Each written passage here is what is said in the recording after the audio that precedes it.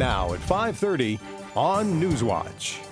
A forum is underway with Athens and Ohio University school officials to address the state of early childhood education in the city and state. Dentists say Southeast Ohioans are more likely to have tooth decay, which dentists say is the result of a common but damaging habit. And in sports, Bo Blankenship and 6 of his Ohio teammates received postseason honors. Broadcasting live from WOUB TV in Athens. This is Newswatch.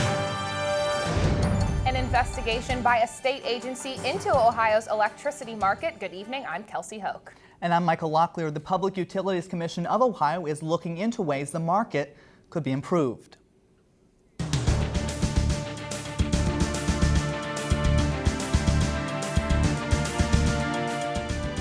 The PUCO launched the investigation today. It's an effort to determine where the market is working, in need of improvement, and how the retail market could be improved for the benefit of consumers.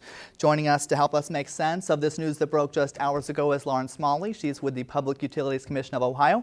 Thanks for coming in, Lauren. Thank you for having me. This is an investigation your agency just announced. Why look into the market for electricity now?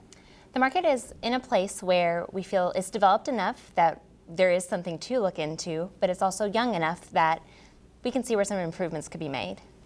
And you probably don't have much indication of what improvements can be made at this early stage in the investigation, but folks can reach out to your agency with their own ideas? They can. Comments are being accepted. We are taking them from the public, from marketers that are currently supplying Ohio, other state agencies, the Ohio Consumers Council, and the Ohio Manufacturers Association. We're welcoming all comments so we can get the best of everything.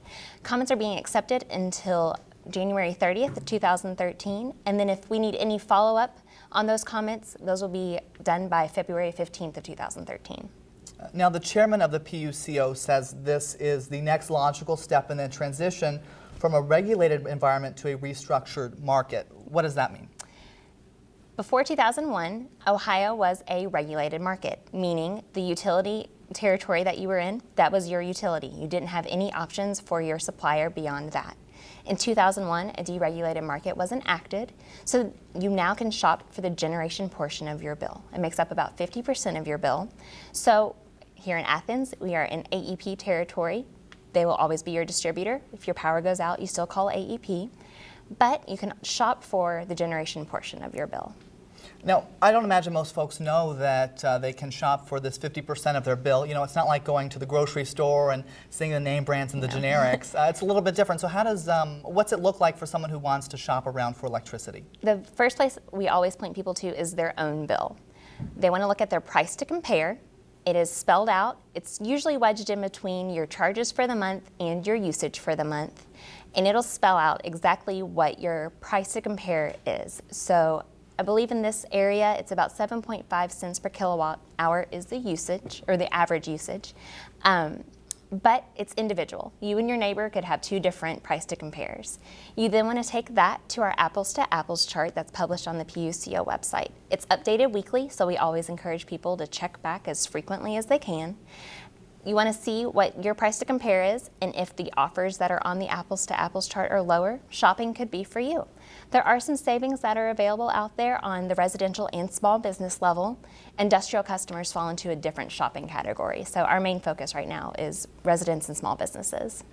Now, the main reason people would want to shop around for electricity is because they can save money? Yes. Yes, okay. It is out there.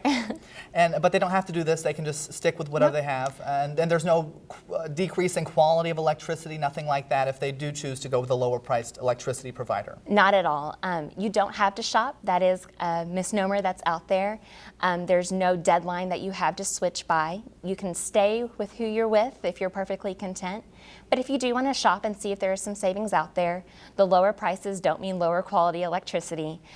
There really isn't a variable when it comes to the quality of electricity and energy coming into your home. No. All right, Lauren Smalley with the Public Utilities Commission of Ohio. Thanks so much for coming in tonight. Thank you. An Ohio University custodian has been arrested in connection with a fire last week on the roof of an Ohio University building. The fire broke out November 30th on top of the Research and Technology Center. Jason Brown of Chansey told police he tossed a cigarette after smoking on the roof, and it's believed that cigarette caused the fire. Brown has been charged with criminal damaging, a second-degree misdemeanor. No one was hurt, but it'll take more than $21,000 to repair the damage.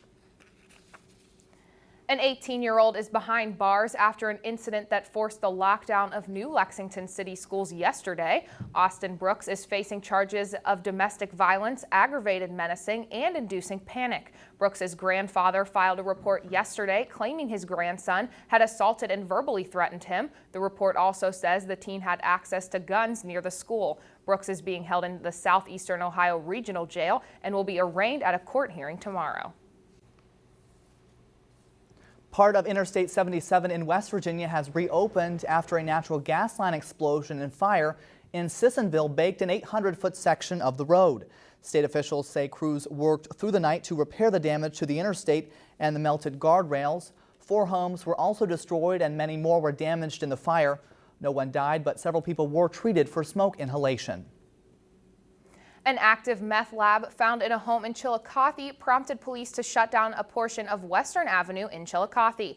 Police were serving a search warrant at 52 Western Avenue this morning, and they arrested Hope McKenzie and Charles Bundy on charges related to the lab and on unrelated charges. Western Avenue is closed between Main Street and Water Street. Additional charges are pending. 75 full-time jobs are on their way to Lawrence County. Governor John Kasich has announced the relocation of a company that makes roof support systems for the mining industry. He also approved tax credits for Minova USA Incorporated. Kasich says the move will generate $2 million and retain another $2 million in existing payroll. The Athens City School District, Ohio University, and the Ohio Department of Education are partnering for a forum tonight to address early childhood education in the region and state. Parents, educators, mental health professionals, and other community members are all part of a panel to discuss the current state of early childhood education, and will explore concerns, needs, and hopes for the future. The Director of Special Services of the Athens City School District says the discussion tonight is about bullying, the needs of families, and changes that are coming. I think that there are a lot of changes that are coming in early childhood education. And our focus here is to try and get feedback from families and parents and say what are their concerns and trying to work something through to help address those concerns. Watch WOUB's Newswatch tomorrow night for a recap of the meeting and details on the changes that Ohio officials expect for the state. The so-called puppy mill bill that tightens regulations on commercial dog breeders has become law. It bolsters regulations on the care and treatment of animals housed in large-scale facilities. The bill also creates an advisory board to provide guidance on care standards for the facilities and allows government officials to hire veterinarians to conduct inspections. State officials are working to deliver health care more easily to Ohioans enrolled in both Medicaid and Medicare. Ohio has created a 3-year demonstration project that intends to link the care for patients who are eligible for both programs. Federal officials had to sign off on the project before the state could move forward. By a 27-6 vote, the state Senate today approved a bill that would give A through F grades to Ohio school districts, buildings, and specialty programs based on their performance. The grades would replace the current 5-tier system of excellent, effective, continuous improvement, academic watch, and academic emergency. The change wouldn't take effect until the 2014-2015 school year. The House passed an earlier version of the proposal and will have to sign off on Senate changes. The Ohio University Center for Entrepreneurship can provide regionally focused business development in Southeast Ohio. One of the leaders there will join us to talk about how businesses can get involved. And an Athens dentist says he sees at least one patient a day with a damaging condition caused by a certain sugary drink. That's next on Newswatch.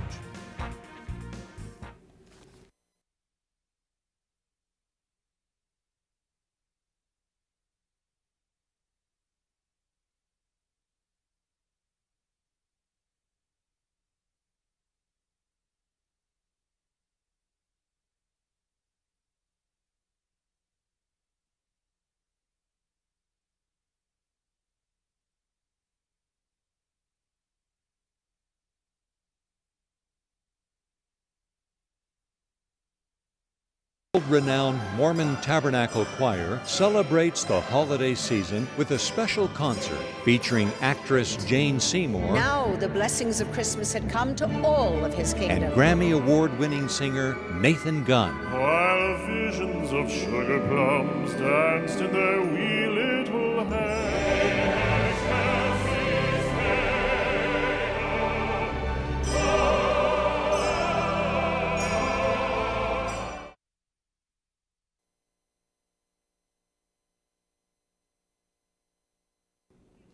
Dentists warn patients to stay away from sodas, but folks who live in Southeast Ohio and West Virginia are some of the heaviest consumers of the drinks. Studies show the sugary beverages can lead to accelerated tooth decay. WOUB's Eleni Lazarus has been looking into this phenomenon and joins us live in our studio. Eleni? Soft drinks have long been a source of sugar and caffeine. Many who drink them on a regular basis have even become addicted. I investigated how these drinks have an effect on oral health. Mountain Dew mouth is a term coined by dentists who say it causes tooth decay and toothlessness due to drinking excessive amounts of soda. Residents of Appalachia have higher rates of tooth decay because of the poor dental hygiene and constant consumption of sugary drinks. Dr. Gregory Lynn Scott says he sees someone at least once a day with Mountain Dew mouth. And with all the sugar and the acid, it actually dissolves and decalcifies the enamel, allowing the bacteria to progress and cause simple cavities. And just a 20-ounce bottle of Mountain Dew contains nearly 77 grams of sugar and twice the amount of caffeine compared to other sodas. Dr. Edwin Smith of Barberville, Kentucky, developed Kids First Dental Care. Kids First Dental Care is a mobile unit that works to provide dental treatment to children in the school system. And what we just noticed is that children weren't getting the care that they needed. So what we do is we send a form out to their parents, the school does, and then if they sign that form, we do all preventive services, x-rays, exams, cleanings, fluoride treatments, and then from there, each child gets a letter in the mail with their treatment plan and a list of dentists in their area so they can get in and get the treatment that they need. According to Dr. Lynn Scott, it's not only your mouth that can be affected by soda. These people that drink massive amounts of soda, it's very, very hard on kidneys.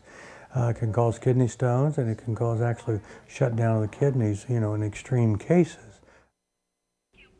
If you still have a difficult time giving up soda, Dr. Lynn Scott suggests rinsing with water periodically to help reduce the chemicals soda leaves behind. Also, rinse with hydrogen peroxide as a teeth whitening agent and to kill off bacteria. Eleni Lazarus, WOUB News.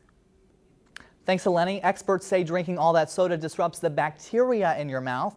And if you cut out soda altogether today, it will still take about 2 years for your mouth to return to normal.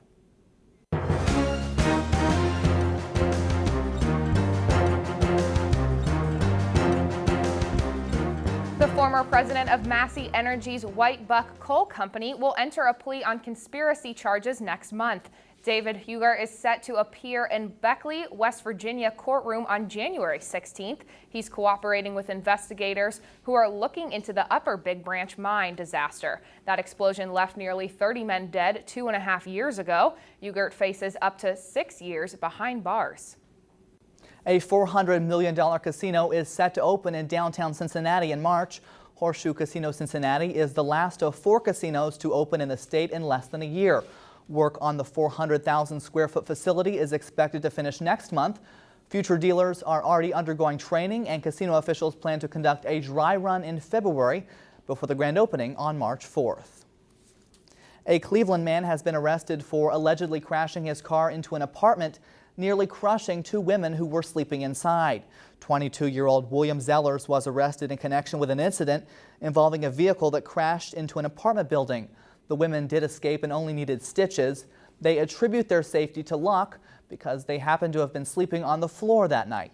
One of the women has moved to another studio apartment just 1 building away, but her new apartment is on the 2nd floor.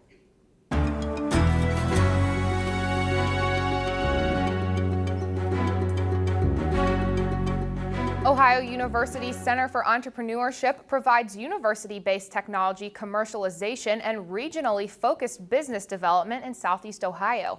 The center provides business assistance and investment capital for entrepreneurs and businesses. The Associate Professor of Management Systems Director of Academic Programs for the Center for Entrepreneurship is here to talk with us about the new program.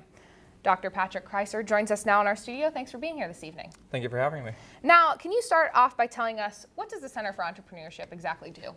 Sure. Well, we're about 3 years old, and we are a partnership between the Ohio University College of Business and the Voynich School of Leadership and Public Affairs. We have 3 arms for the Center of Entrepreneurship: a technology commercialization, economic development arm, an applied learning arm, and then a curriculum arm, which offers degree programs, both a major and certificate program, to Ohio University students. Okay, now can you, in those 3 branches, what branch exactly gets the students working with the local businesses? Well, that would be the applied learning piece. We think it's really important to get our students involved with the local business community. Certainly in time of economic downturn, as we currently are in and have been for the last several years, it's absolutely important to keep in mind that entrepreneurship is the key to economic development. And this is certainly true in Southeast Ohio, where local businesses, small businesses, family firms are the key to economic development. When we talk about how the entrepreneurial spirit is always what kept America going, we talk about how the roads were paved with gold. We also have to remember there's the entrepreneurs who are paving those roads. So it's important for us, we feel, to get our students involved with the local businesses, and we have a lot of projects that students have been able to get involved with. So it could be something like helping a local business market their firm. It could be attracting new customers, perhaps developing a new product. It could be assessing the financial viability of a business, even starting a new website. But we've been trying to work with the local business community in order to get our students that experience, which we think is very important. Now, are there a lot of local businesses here that are right up to take up those spots? Oh, absolutely. There's no doubt about that. So in the U.S., 99% of businesses are small businesses, and certainly Athens is no exception to that. So we've found the local business community to be very, very welcoming and very warm in terms of working with us. So there's been tremendous interest. And like I said, I think it's an important and key piece of the student experience to get them involved with those businesses. So hopefully it's a win-win for both sides. Now, speaking of the students, if you could just tell me a little bit about the courses that are offered that do coincide with the local businesses. Absolutely. Well, we're really excited that we've been able to offer 2 new degree programs, a business major in entrepreneurship but for business students, and then an entrepreneurship certificate degree, which is for non-business students throughout the entire university. Both of the degree programs, even though there's a little bit different in terms of focus, some difference, both have applied learning as a key piece. So all students are required to take a business consulting or entrepreneurial consulting course where they're able to work with a local business in order to help out that business and to learn a little bit about entrepreneurship. Okay, well, thanks, Dr. Kreiser, for the information. Thanks for being here this evening. Well, thank you for having me. And on Wall Street today, stocks moved higher in the early afternoon after the Fed announced the latest extension of its bond purchasing program and low interest rate policy.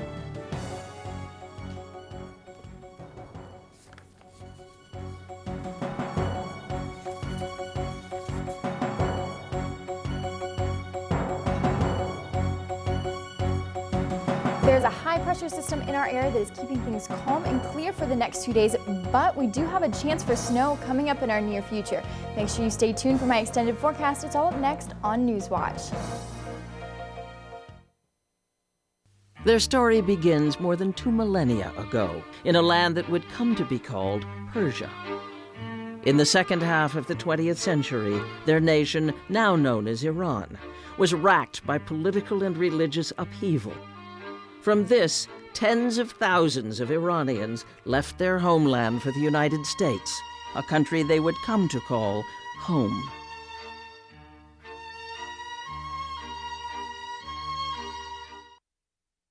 It was the dawn of democracy, the birth of a nation, and for the remarkable men crafting our Constitution, the first order of business was guaranteeing the freedom of the human mind.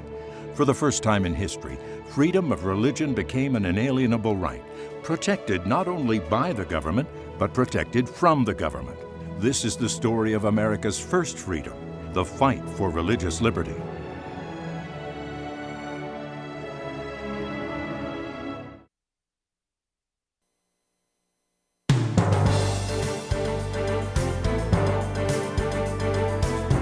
Good evening morning and welcome to the Newswatch Weather Center. I'm Alex George. It was a great day today. Clear conditions, temperatures in the mid-40s. Right now we have temperatures reaching about 41 degrees, clear conditions, and humidity right around 43%. Now across the region we have conditions that are about the same. Looking at tonight, we're going to see temperatures go below freezing overnight tonight. We're going to start off right around 30 degrees, but around 3 a.m. we're going to drop to 27 degrees. Across the region, conditions are about the same for that. Looking at today, we had temperatures right around 43 degrees, which is right around the average for this time in December. Tonight, our low, 23 degrees, mostly clear and calm winds. We have this high pressure system that's going to be hanging out with us. It's keeping things nice and dry and clear for us. Great conditions for the middle of December. Now starting off tomorrow, it's going to be a bit chilly, 24 degrees in the morning at 6 a.m. So definitely grab a coat, bundle up. But by mid-afternoon, we're going to see about 46 degrees and sunny. So it's going to be another great day. Across the region, again, things are going to be about the same. 45 degrees in Columbus, 48 degrees in Parkersburg, clear skies. Now in the southern part of our region, Huntington, Ashland, there is a chance for some strong fog in the morning, so make sure to take caution as you are headed out in the morning. But other than that, clear conditions for everyone else in the region. High 48 degrees tomorrow, clear skies. Now looking at the rest of our week, we are going to see some sun, at least until Friday. We have temperatures at 48, but then looking at the rest of our weekend, that's when we are going to start to see some rain showers. We have a cold front moving through for this weekend, so we're going to have some showers. And then looking at Wednesday, that's when there is going to be a chance for snow. Now it might be a snow-rain mix, but a snow nonetheless. All right, well, snow, I mean, that could be a good thing or a bad thing depending on your perspective. I know a lot of people have been waiting for that first snowfall, but, you know, I don't personally care for snow, so I guess it just depends on you. All right, thanks, Alex. Now, Colin, as far as I've heard, there are some Bobcat football players that are having a good week. Well, you know, there's been some bright spots and some bad spots. We have 7 Ohio football players who were awarded postseason honors. However, one former Bobcat is in trouble with the law. Find out who next on Newswatch. Next time on Antiques Roadshow, we're looking at some of the best presents people ever receive. It's an expensive Valentine's Day gift to yourself. Yeah, no, it was from my husband. It was an expensive Valentine's Day gift from your husband. You're a lucky guy to get a present like that. Holy smokes. I'm gonna have to give that watch back. Join us for a generous special episode, Antiques Roadshow, Greatest Gifts.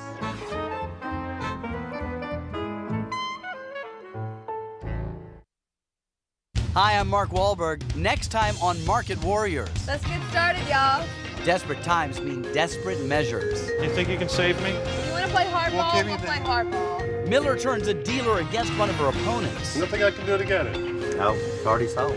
She's spoken for it. John's strategy could backfire. What if I put on cowboy boots and a dress? I'm shocked. All this and more next time on Market Warriors.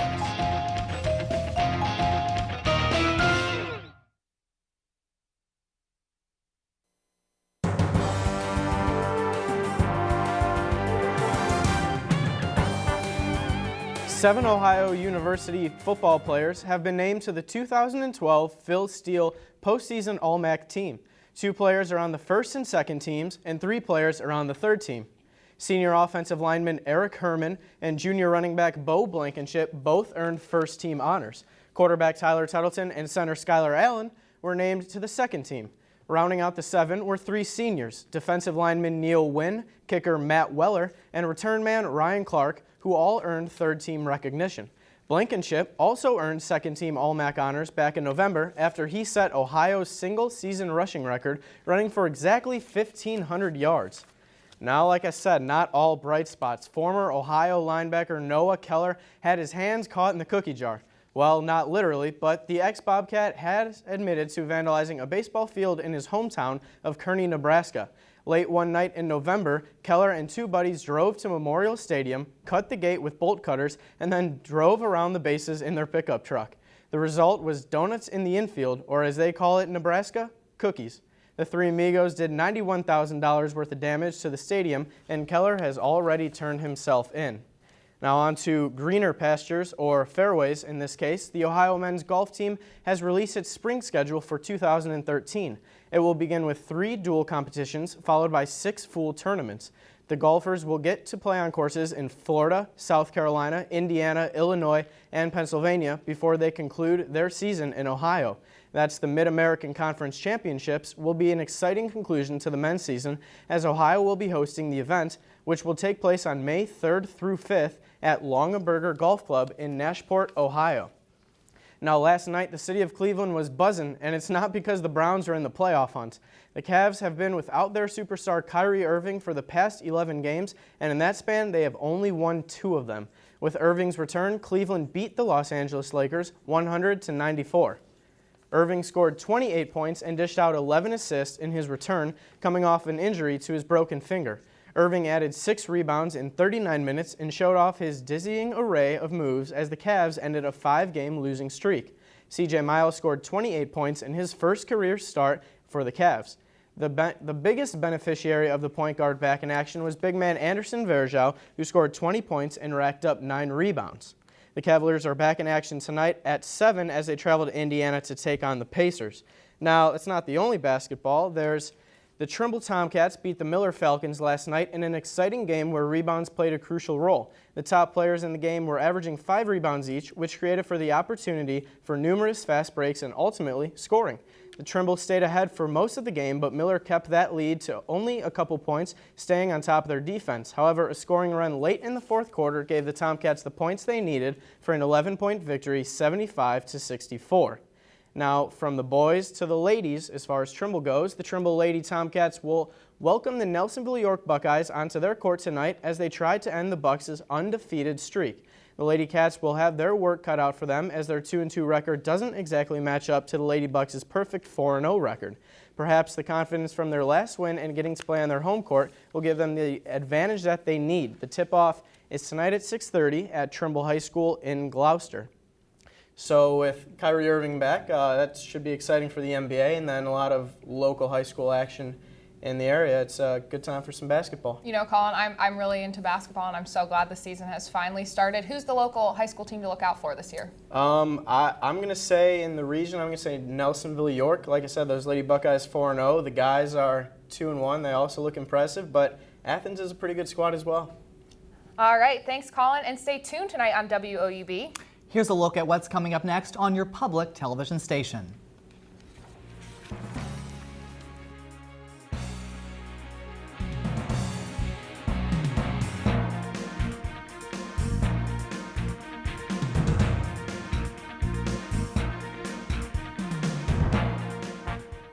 A lady in Youngstown is happy to have her favorite pet back home. Wendy Thrasher almost lost her precious 300-pound pig yesterday when car thieves stole her vehicle. The bandits apparently stole Thrasher's vehicle with the pig in the back seat while she was at a friend's home. Officers spotted the smashed-up car on West Myrtle Street and found the pig sitting quietly in the back seat. Thrasher says not only did the thieves total her car, but they could have killed her prized pig. All right, hard to follow that one, but Alex, let's check in with you for a final look at what's happening in the forecast. Sure thing. You know, we have a high that is bringing us clear conditions. So for tonight, the low is 23 degrees, clear skies, and then moving to tomorrow, the high is 48 degrees. Sunshine. Taking a look at the rest of our week, we are clear until Saturday, but then we have a cold front moving in the weekend, bringing us rain for the next couple days into next week, and then a chance for snow on Wednesday. All right, thanks, Alex. And that does it for our broadcast on this Wednesday night. Thanks for watching. You can get the latest news and weather on the WOUB radio network, and you can view our program anytime online at WOUB.org. Have a great night.